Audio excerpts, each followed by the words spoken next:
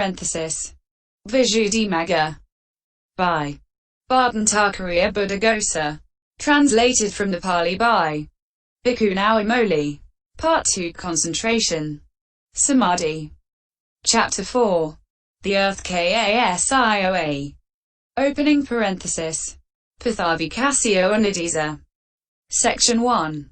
Now, it was said earlier, after that he should avoid a monastery unfavorable to the development of concentration and go to live in one that is favorable. 3. Closing parenthesis. In the first place, one who finds it convenient to live with the teacher in the same monastery can live there while he is making certain of the meditation subject. If it is inconvenient there, he can live in another monastery, a suitable one, a quarter or a half or even a whole league distant. In that case, when he finds he is in doubt about, or has forgotten, some passage in the meditation subject, then he should do the duties in the monastery in good time and set out afterwards, going for alms on the way and arriving at the teacher's dwelling place after his meal. He should make certain about the meditation subject that day in the teacher's presence. Next day, after paying homage to the teacher, he should go for alms on his way back, and so he can return to his own dwelling place without fatigue. But one who finds no convenient place within even a league should clarify all difficulties about the meditation subject and make quite sure it has been properly attended to. Then he can even go far away and, avoiding a monastery unfavorable to development of concentration, live in one that is favorable. Opening square bracket. The 18 faults of a monastery. Section 2. Herein, one that is unfavorable has any one of 18 faults. These are largeness, newness, dilapidatedness, a nearby road, a pond, edible leaves, flowers, fruits, famousness, a nearby city, nearby timber trees, nearby arable fields, presence of incompatible persons, a nearby port of entry, nearness to the border countries, nearness to the frontier of a kingdom, unsuitability, lack of good friends. One with any of these faults is not favorable. He should not live there. Why? Section 3. 1. Firstly, people with varying aims collect in a large monastery. They conflict with each other and so neglect the duties. The enlightenment tree, terrace, etc. remain unswept, the water for drinking and washing is not set out. So if he thinks, I shall go to the alms resort village for alms, and takes his bowl and robe and sets out, perhaps he sees that the duties have not been done or that a drinking water pot is empty, and so the duty has to be done by him unexpectedly. Drinking water must be maintained. By not doing it he would commit a wrongdoing in the breach of a duty. But if he does it, he loses time. He arrives too late at the village and gets nothing because the almsgiving is finished.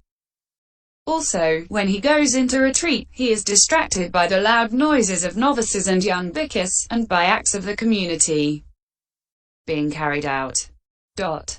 However, he can live in a large monastery where all the duties are done and where there are none of the other disturbances. Section 4. 2. In a new monastery there is much new building activity. People criticize someone who takes no part in it. But he can live in such a monastery where the bhikkhus say, let the venerable one do the ascetic's duties as much as he likes. We shall see to the building work. Single quote. Section 5. 3. In a dilapidated monastery there is much that needs repair. People criticize someone who does not see about the repairing of at least his own lodging. When he sees to the repairs, his meditation subject suffers. Section 6. 4. In a monastery with a nearby road by a main street, visitors keep arriving night and day. He has to give up his own lodging to those who come late, and he has to go and live at the root of a tree or on top of a rock. And next day it is the same.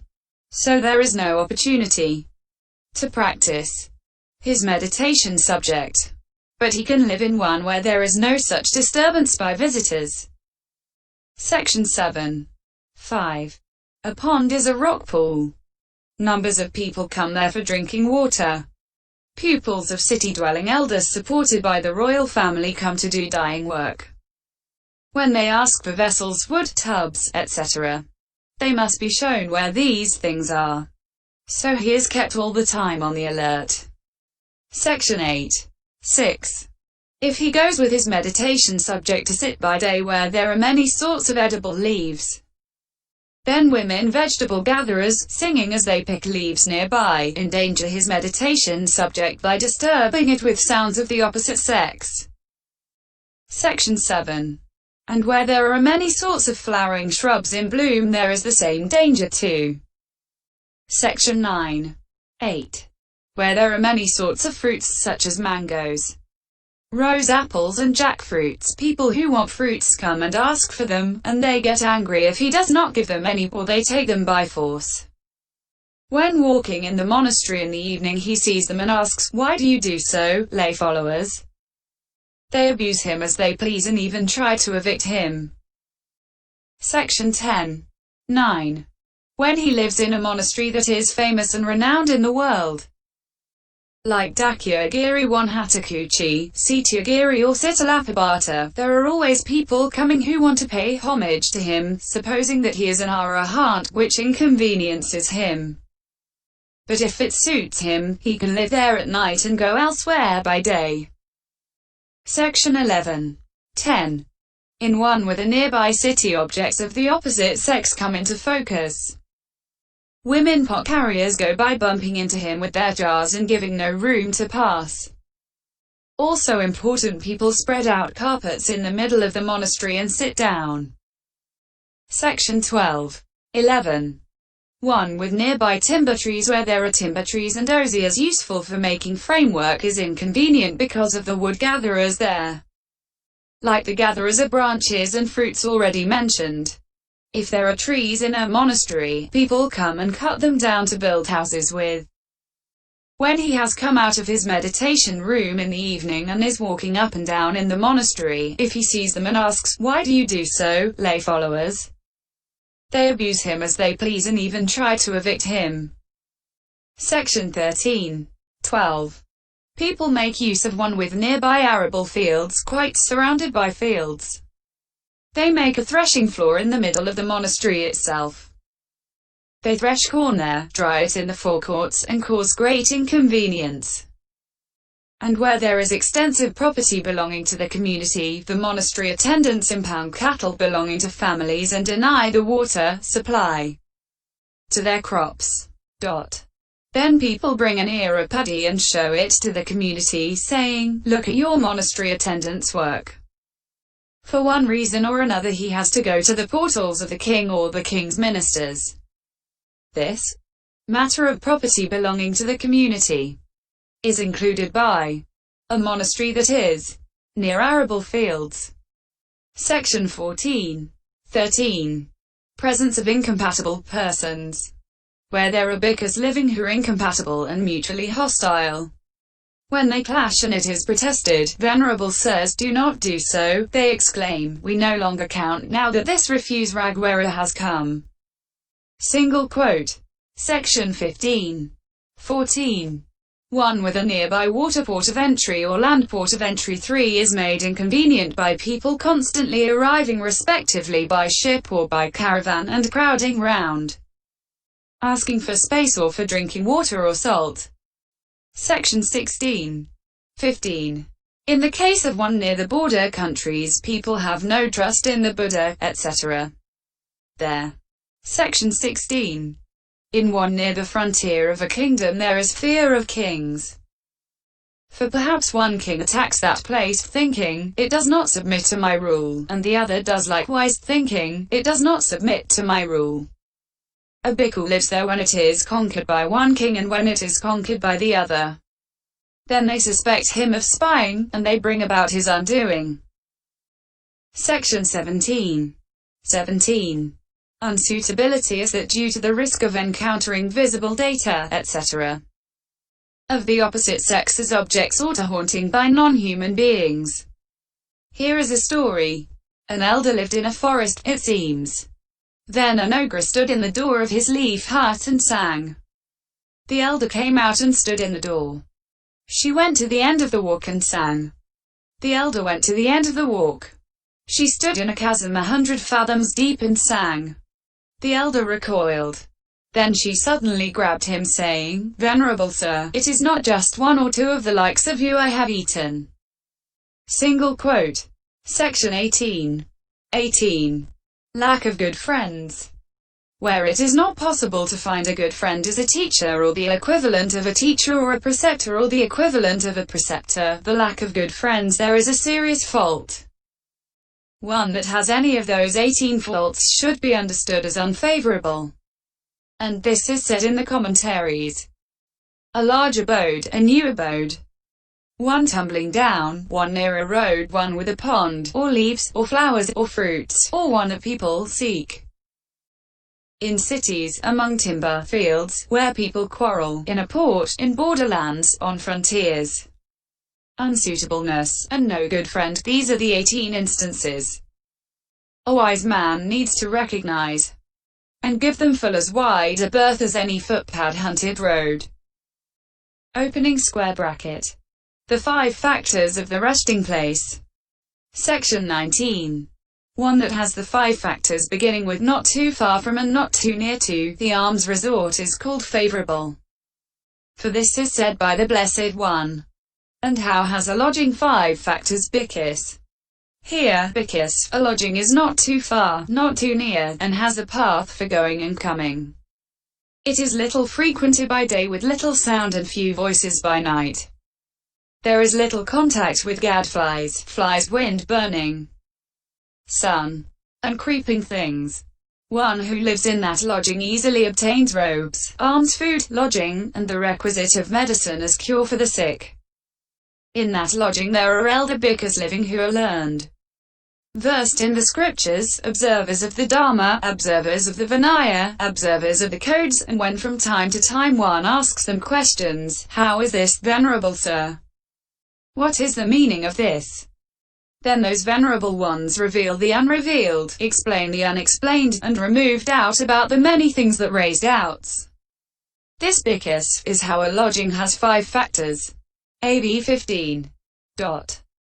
These are the details for the clause. After that he should avoid a monastery unfavorable to the development of concentration and go to live in one that is favorable. 3. Closing parenthesis. Opening square bracket. The lesser impediments. Section 20. Then he should sever the lesser impediments. 3. Closing parenthesis.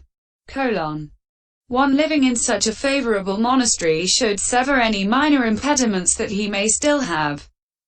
That is to say, long head hair, nails, and body hair should be cut, mending and patching of old robes should be done, or those that are soiled should be dyed. If there is a stain on the bowl should be baked. The bed, chair, etc. should be cleaned up. These are the details for the clause. Then he should sever the lesser impediments. Single quote. Opening square bracket. Detailed instructions for development. Section 21. Now, with the clause, and not overlook any of the directions for development. 3. Closing parenthesis.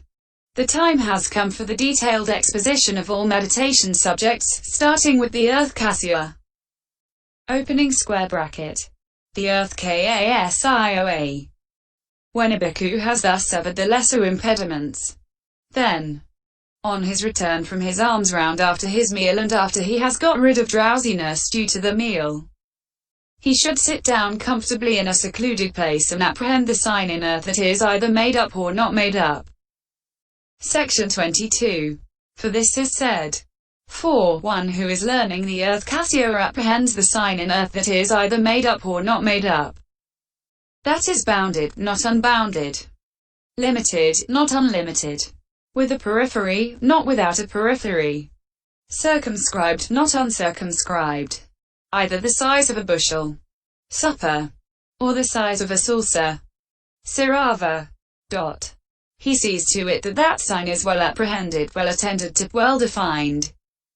Having done that, and seeing its advantages and perceiving it as a treasure, Building up respect for it, making it dear to him, he anchors his mind to that object, thinking, surely in this way I shall be freed from aging and death.